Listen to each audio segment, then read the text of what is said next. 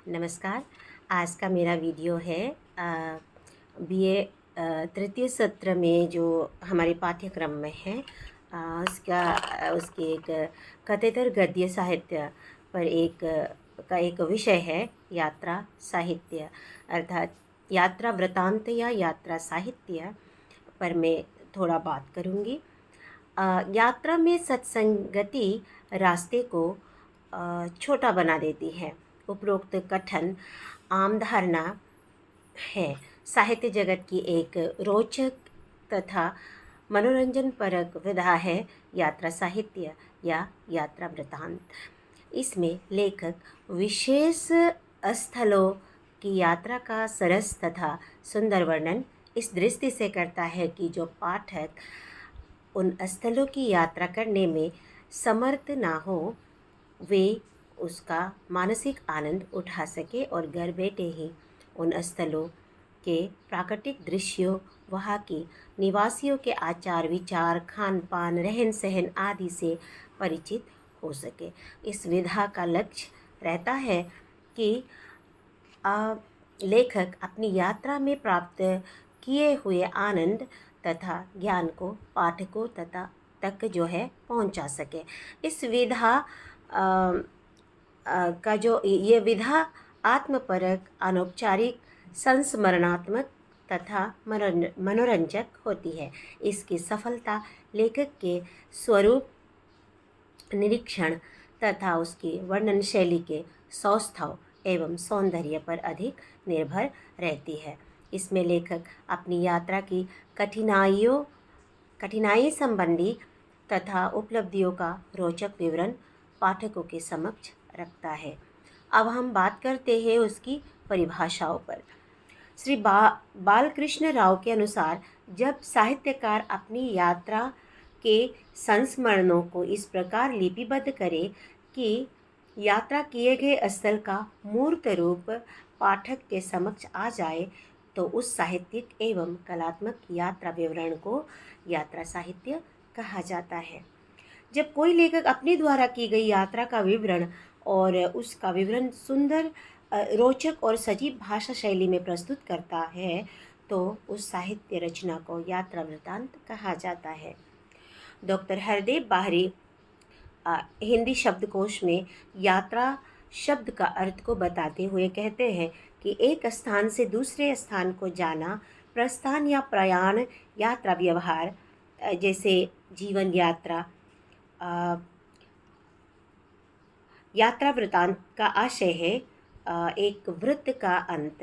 यात्रा में एक परिवृत्त की दुनिया गोल है, अर्थात हम घूम फिर कर एक ही वृत्त पूरा करते हैं। इस प्रकार दुनिया का चक्कर वृत्त पूरा करना यात्रा वृतांत है, उन्होंने ऐसे कहा। उसके बाद इस प्रकार यात्रा वृत्त या यात्रा साहित्य की परिभाषा हम इस तरह देख सकते हैं। यात्रा वृत्त एक ऐसी गद्य विधा है जिसमें यात्राकार सामना की गई परिस्थितियों के यथार्थ अंकन का प्रयास करता है। हालांकि कलात्मकता अभिव्यक्ति होने के कारण कल्पना से नकारा नहीं जा सकता। यात्रा वृत्त एक प्रकार का मानवीय इतिहास है जिसमें घटनाओं के साथ साथ व्यक्ति, चेतन, संस्कार, सांस्कृतिक जीवन, सामाजिक और आर्थिक क्रियाएं, राजनीतिक और भौगोलिक स्थितियां, विचार तथा धारणाएं समाहित होती हैं। अब हम परिभाषा के बाद उसकी विशेषताओं पर बात करते हैं। यात्रा साहित्य की जो विशेषताएं हैं वो इस प्रकार है।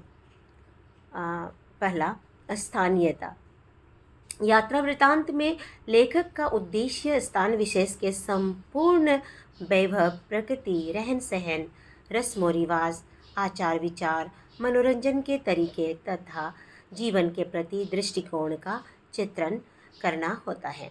यह लेखक पर निर्भर करता है कि वो किस तत्व को प्रमुखता देता है। उसके चित्रण में कभी विवरण तो कहीं भावों की प्रधानता होती है।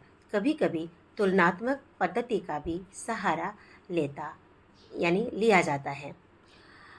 दूसरे नंबर पर हम बात करते हैं तथ्यात्मकता पर।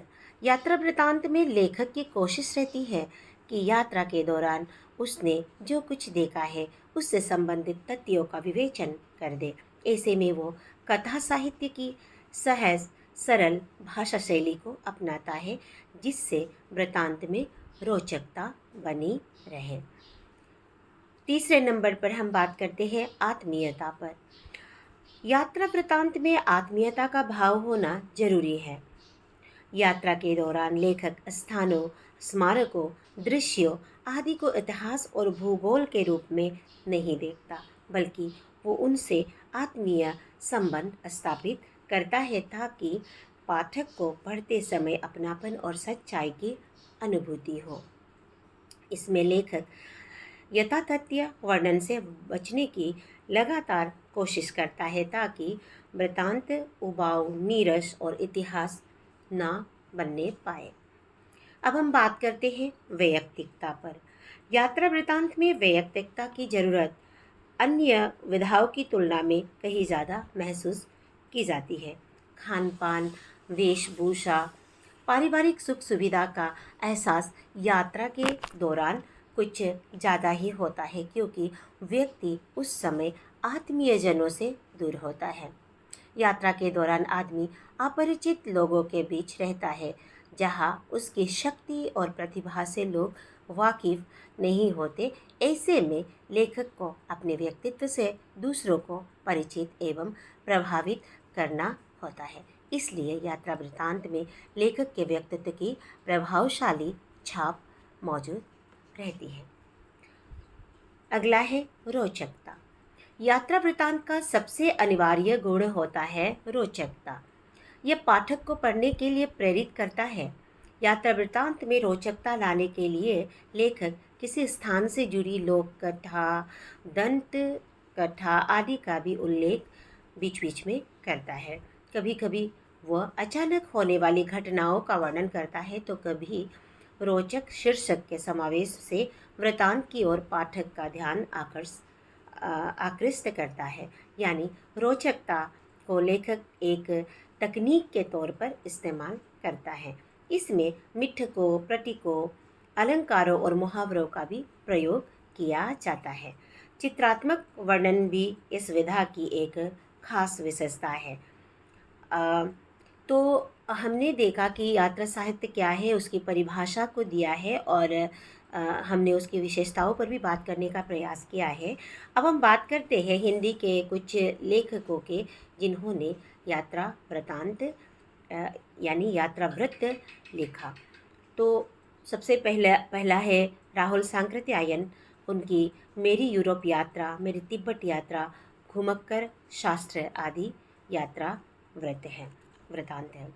रामवृक्ष बैनीपुरी को देखते ही उन्होंने पैरों में पंख बांध कर उड़ते चलो आदि यात्रा वृत्तांत लिखा। भगवती शरण उपाध्याय ने वह दुनिया, अज्ञेय ने अरे यायावार रहेगा याद, एक बूंद सहसा उछली लिखा। डॉक्टर नागेंद्र ने तंत्रलोक से यंत्रलोक तक आदि रचनाएं की। तो इसी के साथ ही मैं यात्रा साहित्य पर अपनी जो यात्रा वृत्तांत पर बात करना था उसे यहीं पर विराम देती हूँ। नमस्कार।